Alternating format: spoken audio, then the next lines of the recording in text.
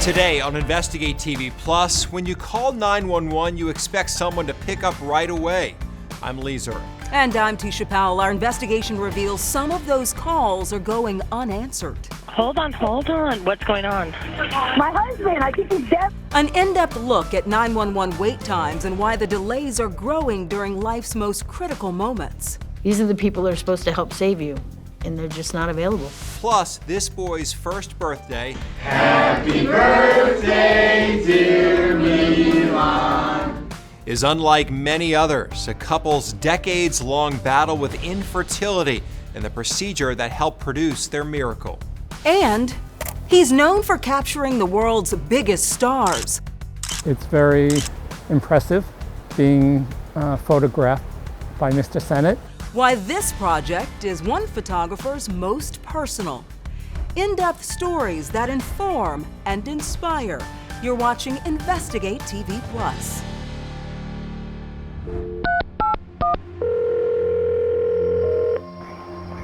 What's your emergency? People hope they never have to call 911. If they do, they expect help immediately. But that's not what's happening in certain cases across the country. Some people are dialing the emergency line only to be left on hold. Investigative reporter Kristen Crowley takes a closer look at the failures of 911 and what's being done to fix it.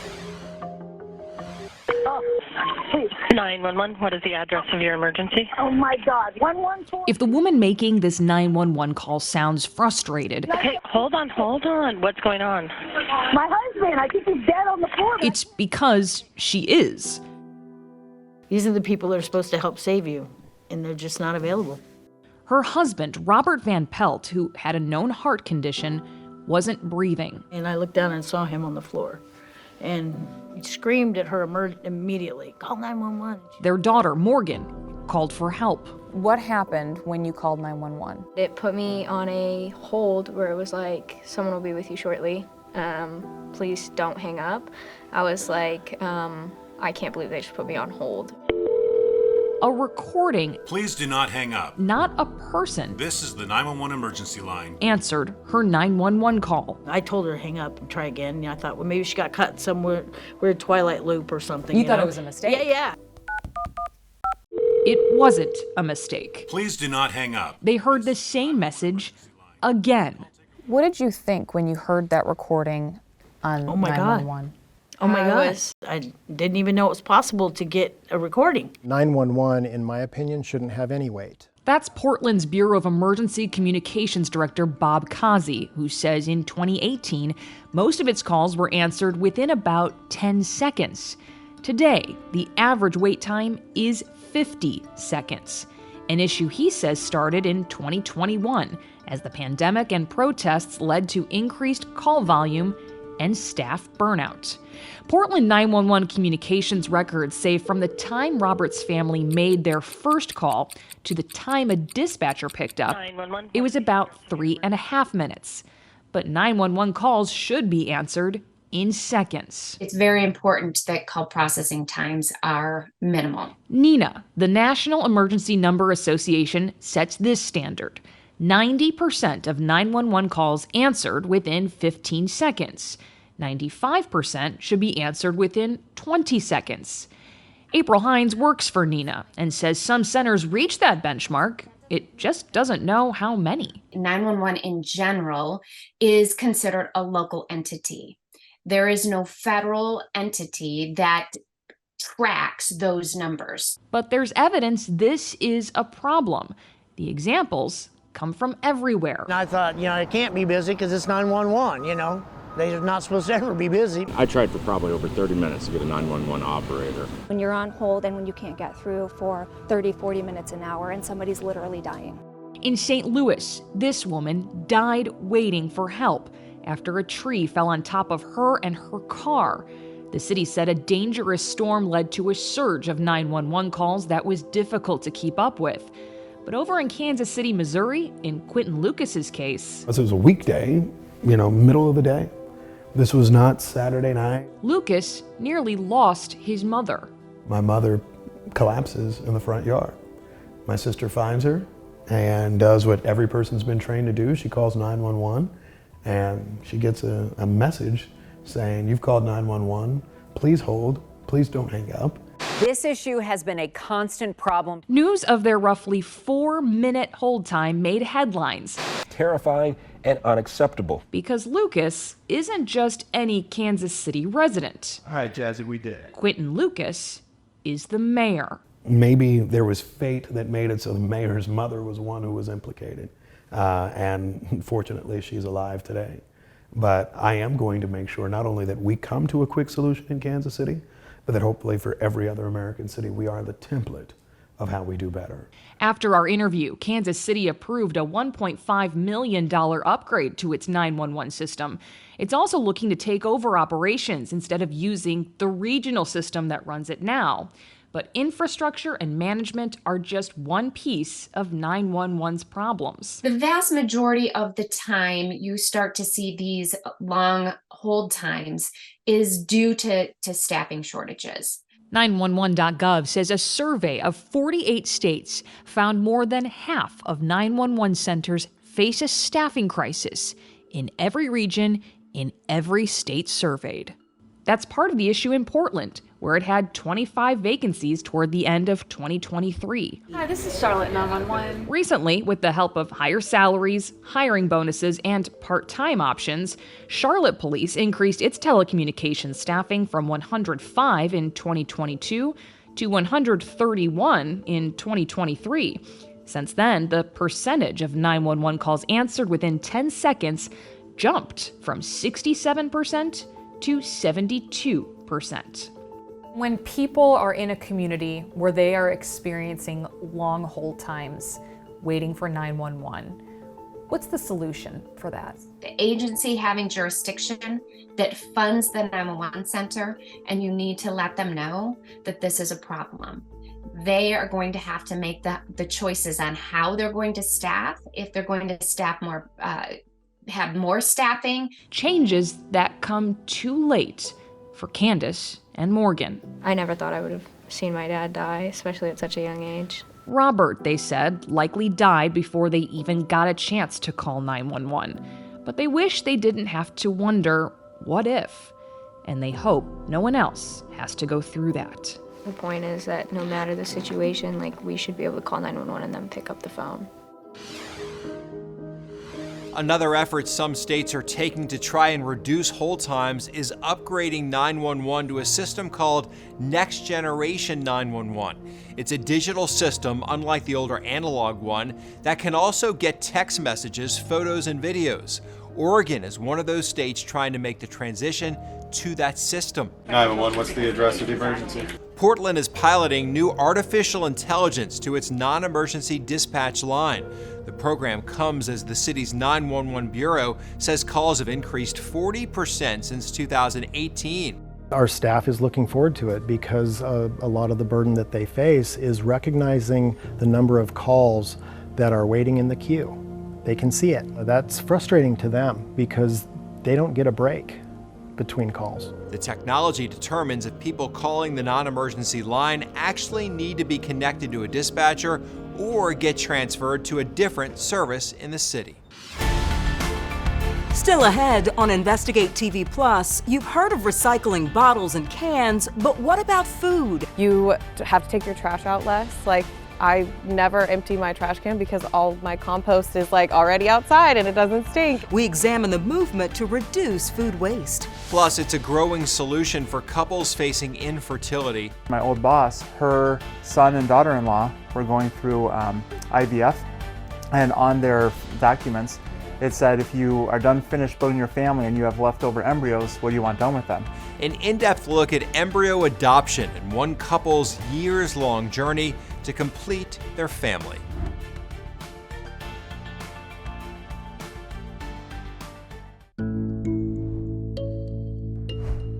Typically, babies are born 9 months after they're conceived. But a baby adopted as an embryo just celebrated his first birthday 10 years after conception. According to a study from Emory University between 2004 and 2019, more than 21,000 frozen embryos were donated in the U.S., resulting in more than 8,400 live births.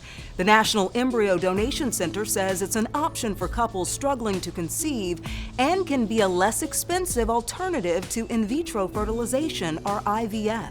That's where the journey started for this couple in Wisconsin. Reporter Lee Mill shows us how their battle with infertility led them to a different kind of adoption. Happy birthday to you. Meet the birthday boy, Milan Batnich III. Happy birthday, dear Milan. A first birthday parents Milan and Sarah dreamed about, but feared would not be their reality after nearly 20 years of struggling with infertility. It was a little heartbreaking, yeah. Yeah. It was. So we found out in 2015 that I couldn't have children, but Sarah could. And then Sarah made the decision that if it couldn't be from a part of both of us, she didn't want it to be part of neither of us.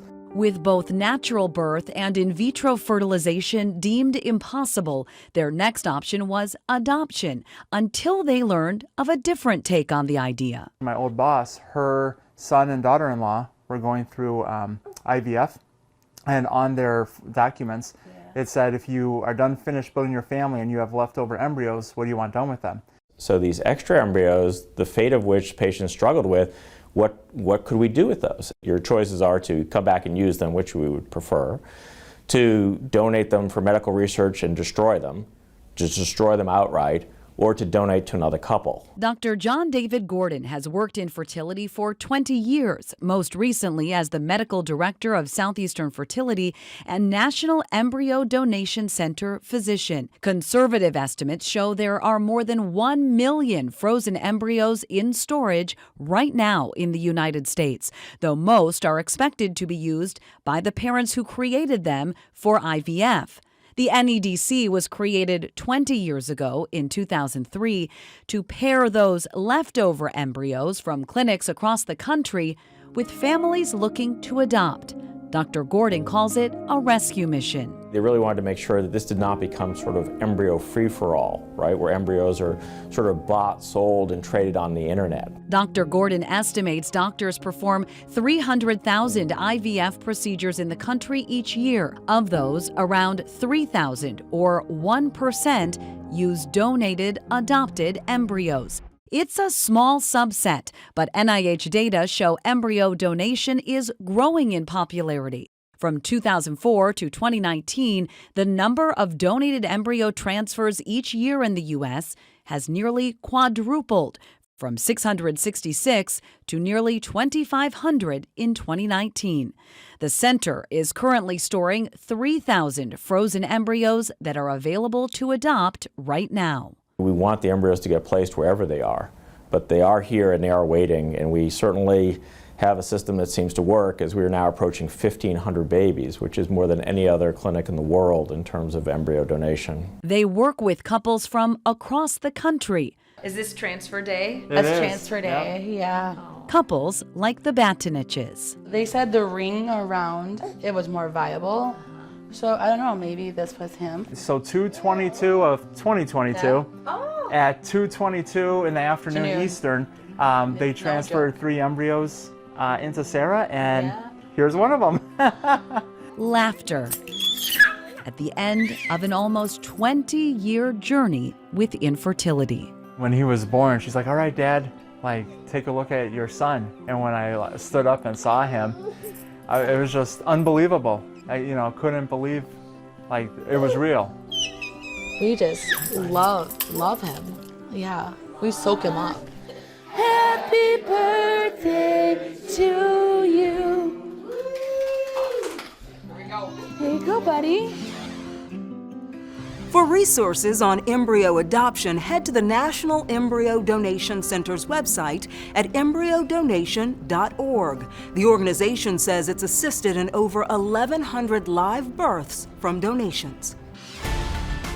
Still ahead, people with a debilitating disease determined to destigmatize it. And all because you have a memory disorder doesn't mean that you're a vegetable. How a photographer is capturing moments in the hope memories won't be erased. Plus, he's on a mission to end food waste, how this farmer is giving unwanted scraps a second life in soil. This model of food waste collection, where household food waste goes back to the farm where they can then buy produce, is the way to drive success in the local food system.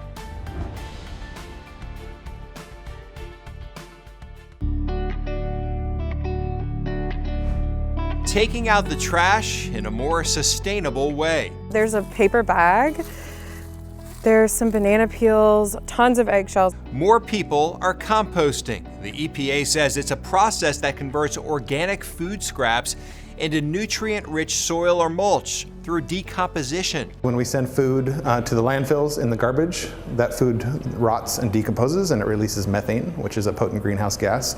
According to 2 world environmental groups, composting is one of the best options for managing organic waste while reducing environmental impacts. It creates a soil amendment right in your own backyard. You can add it to your garden in the spring and grow new vegetables from there. Many communities like Nashville offer composting collection services in addition to other waste collection. This is really easy. They're gonna come pick it up from your front porch. Literally, you just put it out like you have to put out your trash. It's not just Portland and Nashville. Programs aimed at reducing food waste are becoming a priority across the country. Reporter Casey Torres shows us how an Arizona man is bringing the mission to the 21st century.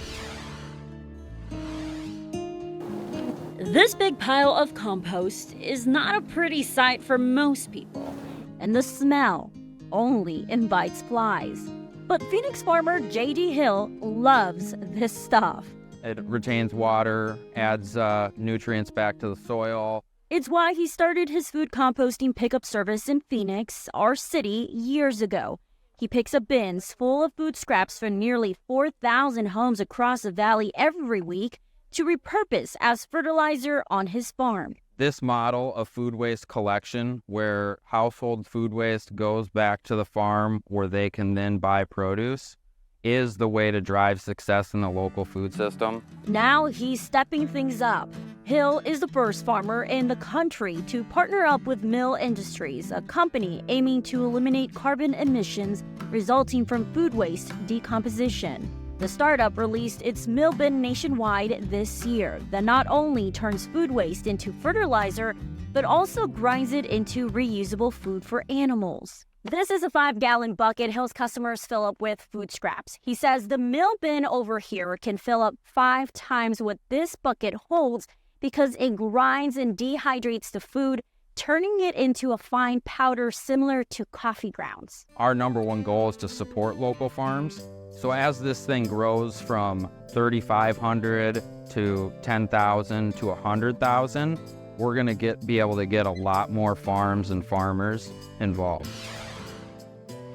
If you'd like to compost the old-fashioned way, all you need are food scraps, dry leaves, a storage container, and a space outdoors. The EPA has a detailed guide on how to start at-home composting. You can also see if your city has a composting program similar to the city of Portland, where the city collects your food scraps and does the rest of the work. Still ahead, shuttering a stigma.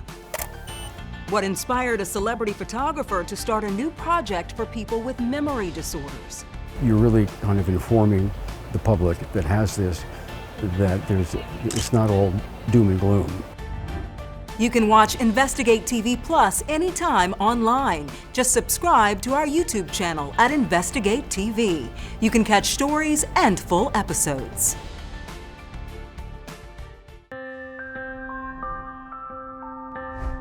You may not know his name, but there's a good chance you've seen his work. And for 3 decades, from the 70s through the 90s, Mark Sennett was a celebrity photographer. He's rubbed elbows with Richard Pryor, Mick Jagger, and the royal family, just to name a few. Reporter Joshua Skinner shows us how he's taking on his most personal project yet. Mark Sennett knows more about photography. That's right. Than most of us ever will. My parents didn't want me to do this, but I did it anyway. Proving mom and dad don't always know best. Is there a person or an event or something that you photographed as in a celebrity that sticks out in your mind more than any of the others? Steven Spielberg. But his subject today is not a director or a rock star or a royal, but Dr. Seth Stern and his wife, part of a project Sennett is working on to photograph celebrities and non-celebrities alike. It's very impressive being photographed by Mr. Sennett. Stern suffers from frontotemporal dementia, a cognitive disease that affects speech, personality, and movement. There is no cure. And all because you have a memory disorder doesn't mean that you're a vegetable. The end goal of the project? A coffee table book destigmatizing cognitive disorders. You're really kind of informing the public that has this, that it's not all doom and gloom. And that's important, because you see, Sennett suffers from Alzheimer's as well. If you don't accept it, you're going to have a pretty lousy time. So Sennett and his daughter Lauren will spend the next year taking pictures and capturing moments that live beyond memory. Yeah, it's been an interesting turn to my life, that's for sure. A turn that includes more laughing, more memories, and living life in between snapshots. I don't want to go through all that pain. I want to just do the best I can at the moment. What a wonderful project, helping everyone involved, the photographer and the clients. And what a career he has had, too. I mean, some of those pictures, but you know what? These may be more meaningful than anything he's done in the past, too. Absolutely. Very impressive. All right, that's it for us on Investigate TV Plus. I'm Lee Zer. And I'm Tisha Powell. Thanks for watching. Next time on Investigate TV Plus, dreams of growing her family turned into a nightmare. My time was diminishing. I mean, I had limited time to try to do these procedures. She believes her insurance claims were repeatedly denied by a computer instead of a doctor. And we uncover how it could be happening to thousands of other patients.